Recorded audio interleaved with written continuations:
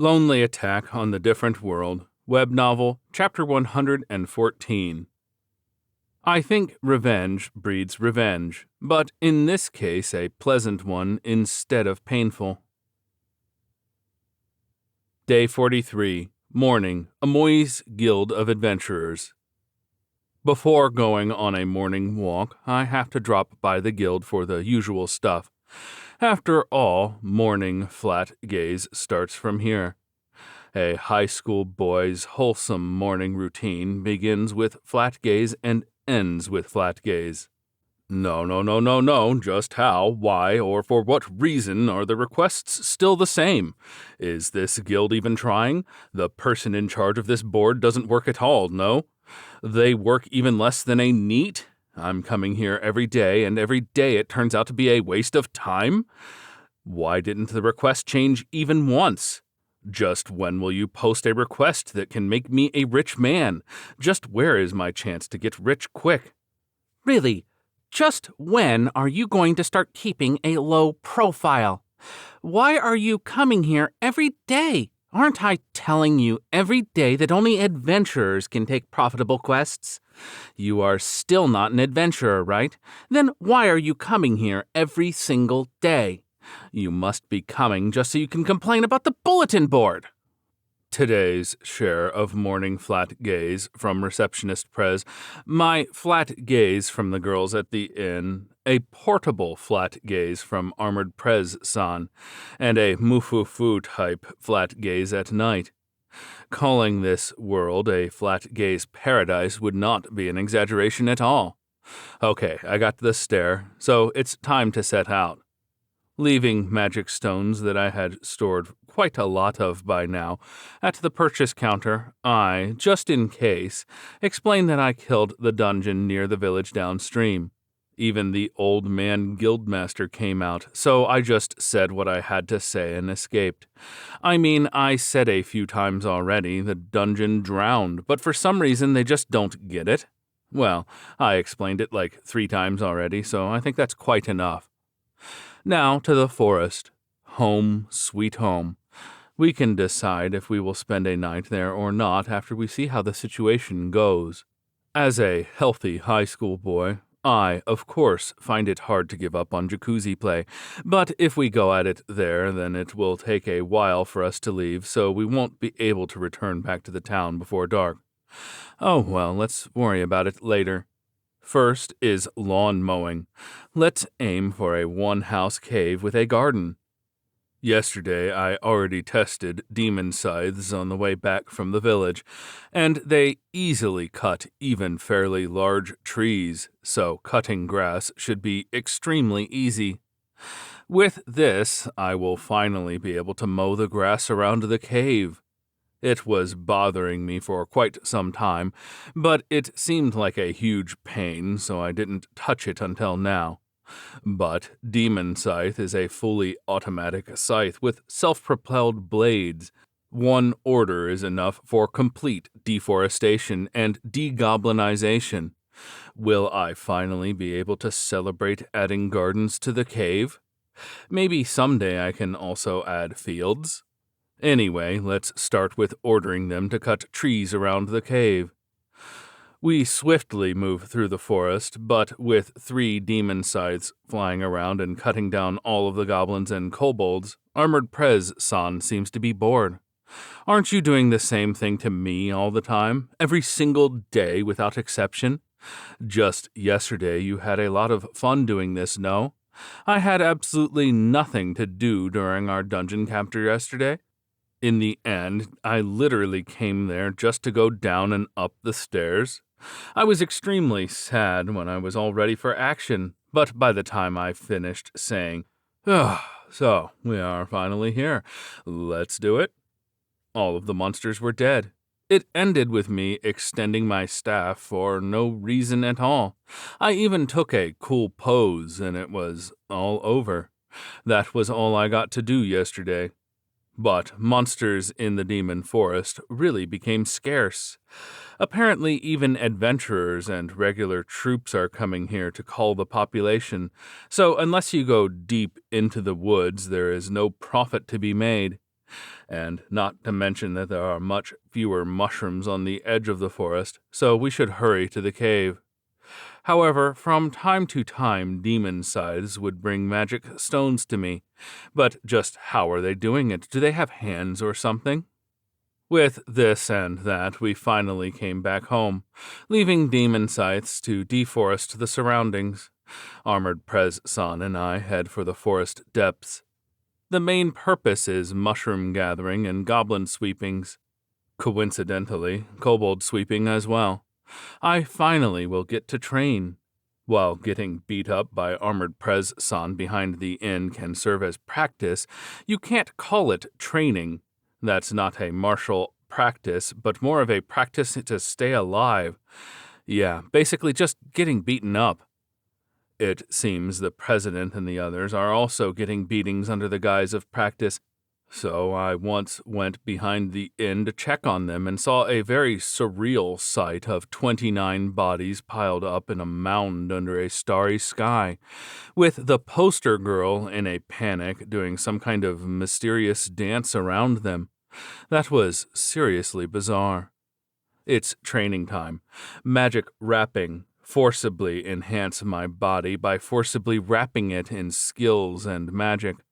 A very radical enhancement technique. Awkward movements which would deal damage to me. Synchronize the body, mana, and skills. Integrate them with each other. It can be considered perfected when I can do that as naturally as I breathe. Everyone would be doing it if it could be done that easily, but unless I have proper control of my movements, my muscles tear, and even my bones break.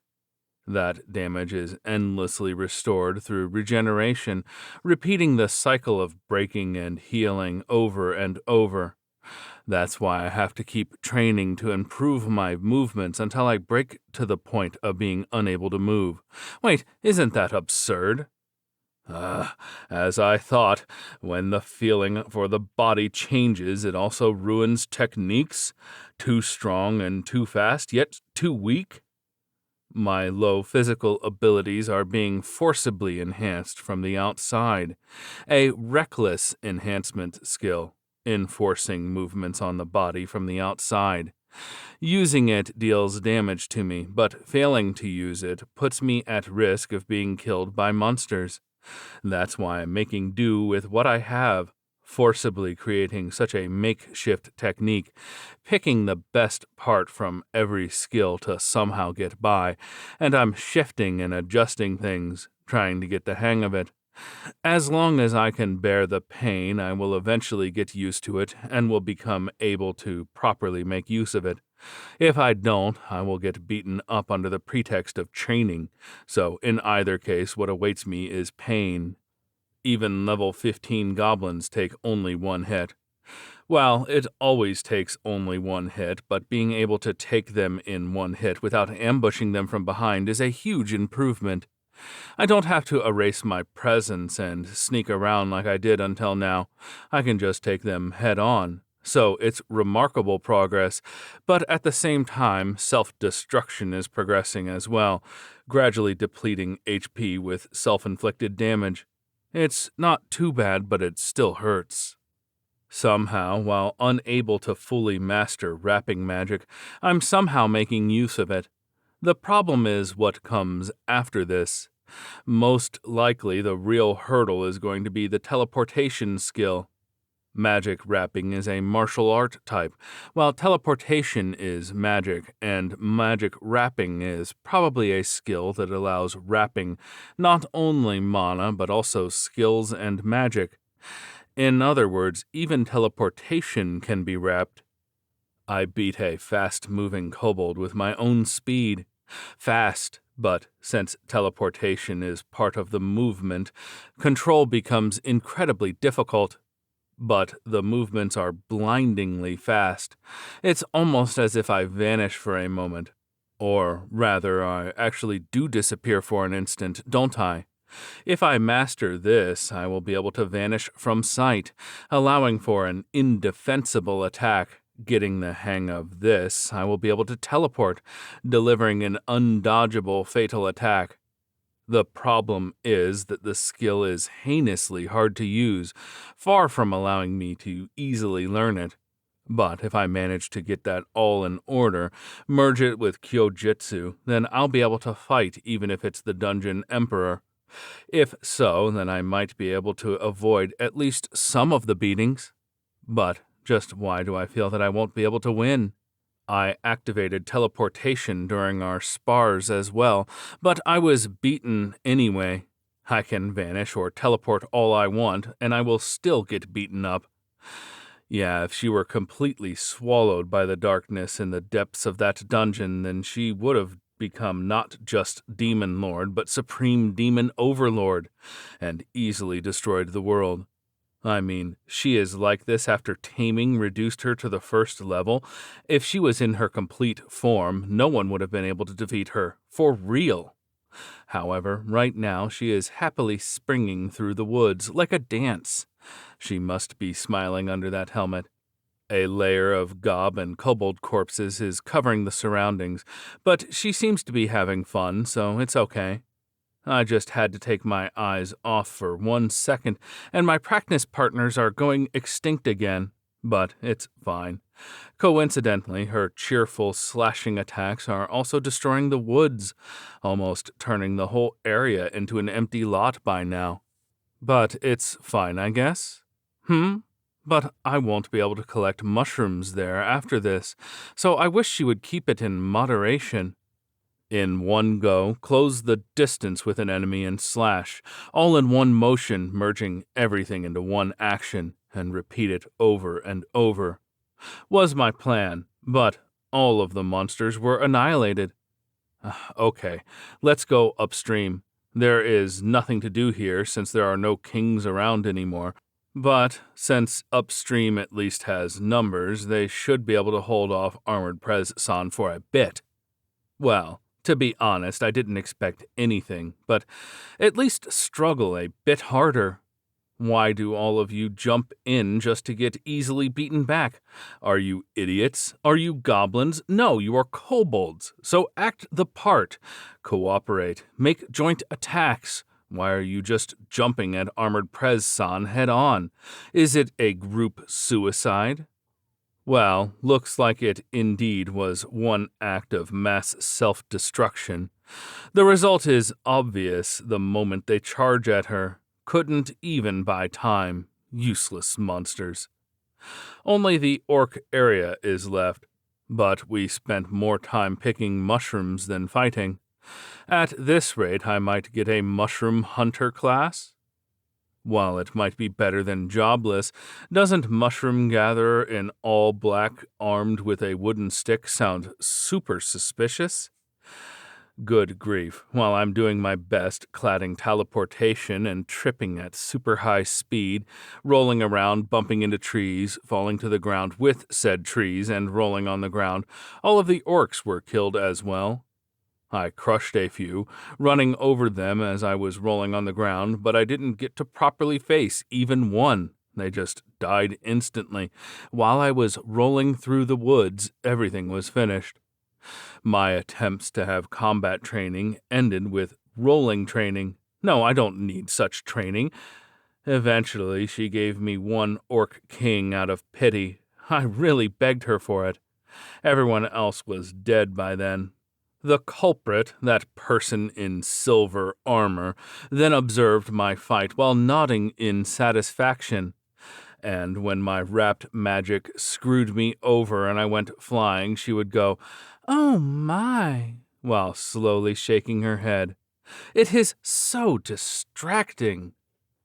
Finally, on the 7th try, it finally became something resembling Kyojitsu. I think it worked because Orc King went down in one attack, but it went pew! And by the time I thought I'd moved, I'd already finished the slash. It is done.